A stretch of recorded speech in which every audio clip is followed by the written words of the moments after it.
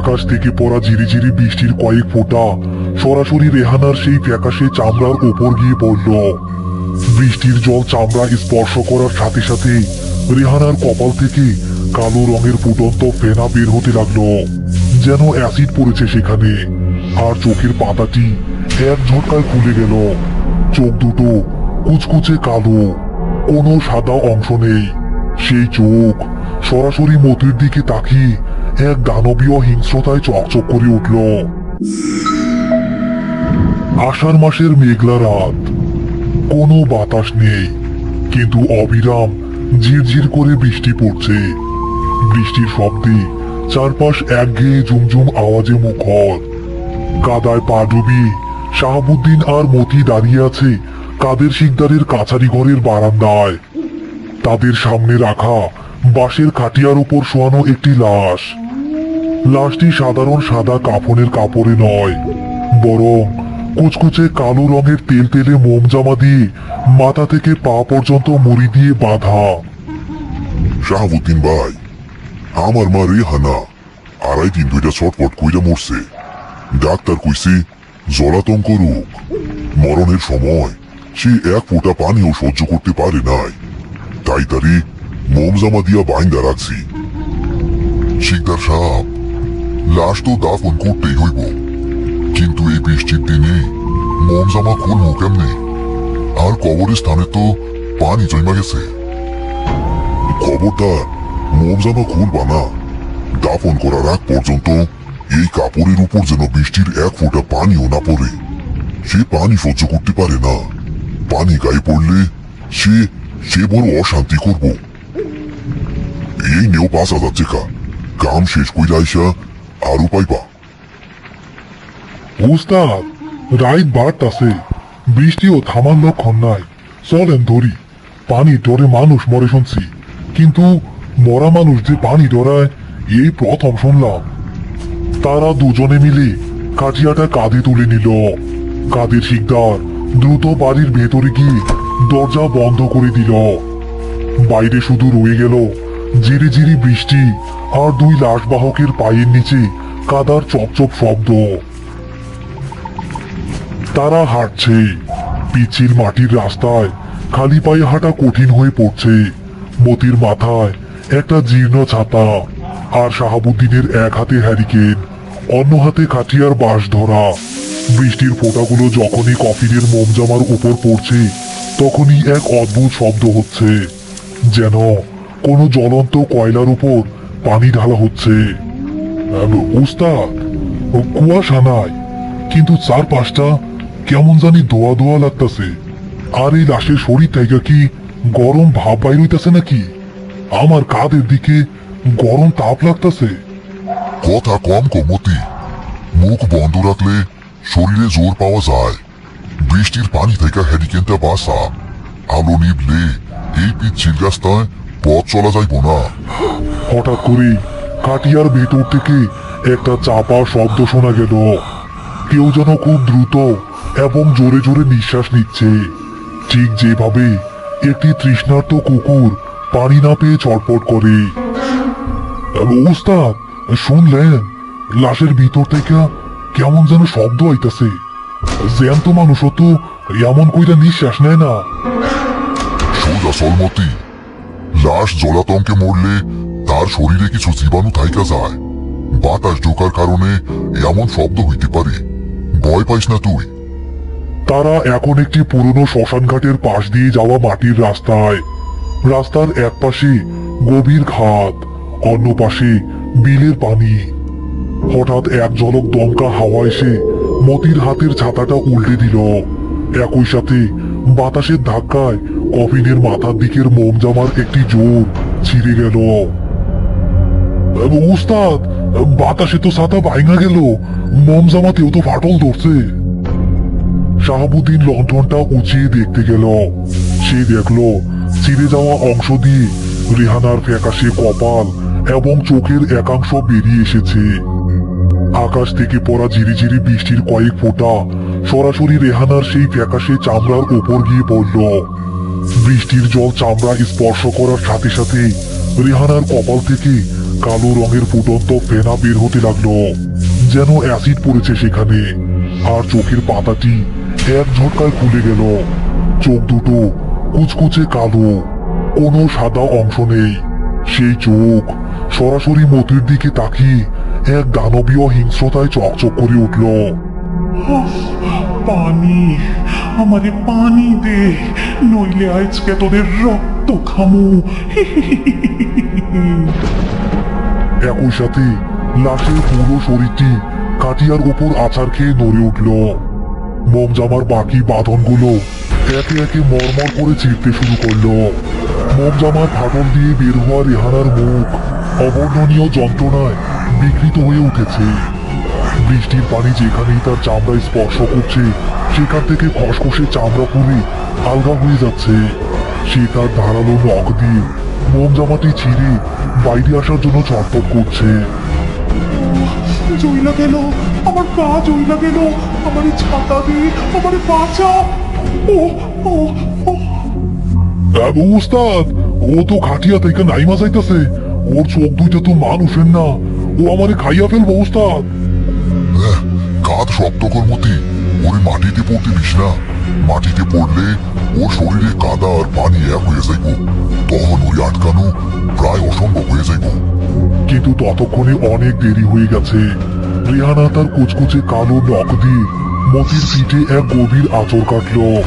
যন্ত্রণায় মতি কাটিয়ার পেছনের অংশটি ছেড়ে দিল। কাটিয়াটি কাত হয়ে মাটিতে পড়ে গেল এবং রেহানা কাদার উপর গড়িয়ে পড়ল। কাদার সংস্পর্শে আসতেই রেহানার শরীরের চামড়া যেন আরো দ্রুত পুড়তে লাগলো।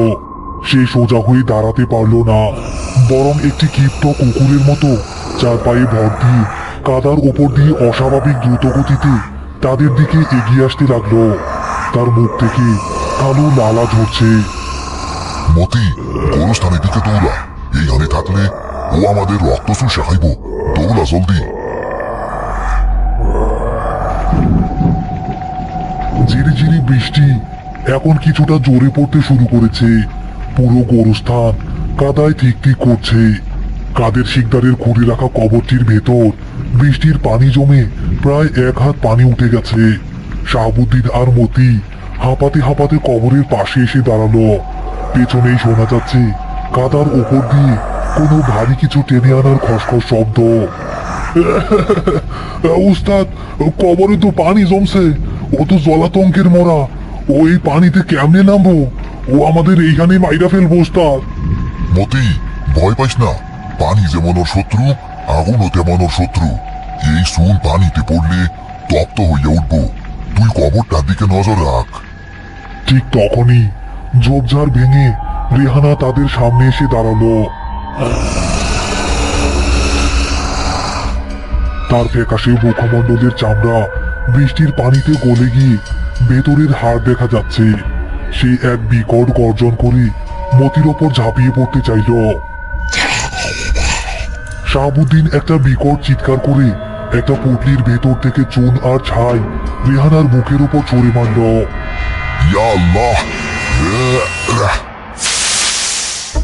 শুকনো চুন রেহানার ভেজা মুখে এবং চোখে পড়ার সাথে সাথে রাসায়নিক বিক্রিয়ার তীব্র ধোঁয়া উঠতে শুরু করলো।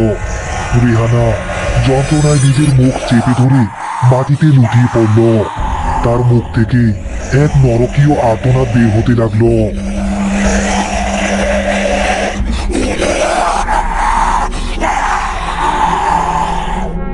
মতি, এইটাই সুযোগ। ওরে ধাক্কা দিয়া কবরের পানিতে ফেলা জলদি। ইয়া আলী! মতি মরণপণ শক্তিতে রেহানার জ্বলন্ত শরীরটা ধাক্কা দিয়ে সেই জলমগ্ন কবরের ভেতর ফেলে দিল। কবরের পানিতে পড়ার সাথে সাথে রেহানার শরীরটি যেন ফুটন্ত তেলে পড়া বেগুনের মতো ছটফট করতে লাগলো। কবরের পানি লাল হয়ে উঠল।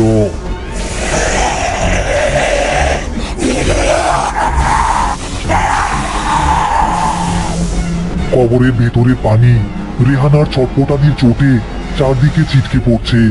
রেহানা পানির নিচ থেকে তার কালো হাত দুটো ওপরে বাড়িয়ে দিয়ে তাদের পা টেনে ধরার চেষ্টা করছে। মাটি দে মতি, কাদা মাটি চাপা দে, ওর মুখ বন্ধ কর। তারা দুজনে পাগলের মতো কোদাল দিয়ে চারপাশের ভেজা কাদামাটি কবরের ভেতর ফেলতে লাগলো। কাদা পড়ার সাথে সাথে ভেতরের গোমরানি শব্দটা আস্তে আস্তে দম বন্ধ হয়ে আসার মতো শোনা গেল। প্রায় আধা ঘন্টা চেষ্টার পর তারা কবরটি পুরোপুরি মাটি দিয়ে সমান করে দিল এবং উপরে ভারী ভেজা কাঠ চাপা দিয়ে দিল। উস্তাদ, শেষ হইছে? ও আর উইটা আসবো না তো? বৃষ্টির পানিতে ওর শরীরের অপবিত্র অংশ গইলা শেষ হইয়া গেছে। ও আর উঠতে পারবো না, কিন্তু আমাদের পাওনাটা শুকাইতেই হইব। চল শিকদার বাড়ি যায়। বৃষ্টি এখন একদম কমে গেছে। ভোরের আলো ফোটার ঠিক আগ মুহূর্তে শাহাবুদ্দিন আর মতি কাদের শিকদারের সদর দরজায় এসে ধাক্কা দিল। শিকদার সাহেব, শিকদার সাহেব, দরজা খোলেন, কাজ শেষ হইছে। ভেতর থেকে কোনো সারা শব্দ পাওয়া গেল না, কিন্তু তারা খেয়াল করলো সদর দরজাটি সামান্য ফাঁক হয়ে আছে। মতি আলতো করে ধাক্কা দিতেই দরজাটি খুলে গেল। উঠানে পা রাখতে তাদের চোখ গেল মাঝখানের কুয়া বা পানির ইদারার দিকে। ইদারার পাশে কাদের শিকদারের ছাতাটি পড়ে আছে, আর ইদারার ভেতরের পানির ওপর কাদের শিকদারের মৃতদেহটি উপর হয়ে ভাসছে। তার মুখটি পানির নিচে এবং তার চোখ দুটো ঠিক রেহানার মতো কুচকে কালো হয়ে আছে, যেন মৃত্যুর ঠিক আগ মুহূর্তে সে প্রচন্ড কোনো আতঙ্কে নিজের মাথা নিজেই পানির বালতিতে ডুবিয়ে দিয়েছিল। উস্তাদ, এগুলা কি? মতি দেখলো কাদের শিকদারের দেওয়া 5,000 টাকার নোটগুলো এখন আর টাকা নেই। সেগুলো ভিজে চ্যাপচ্যাপে কাদায় পরিণত হয়ে গেছে, যা থেকে পচা নর্দমার গন্ধ বের হচ্ছে। চল মতি, এই বাড়ির পাওনা মাটি আর পানি মিলাইয়া শুকাইয়া দিছে। এইখানে আমাদের আর কোনো কাজ নাই। তারা দুজনে কাদামাখা শরীরে গ্রামের মেঠো পথ ধরে চলে গেল।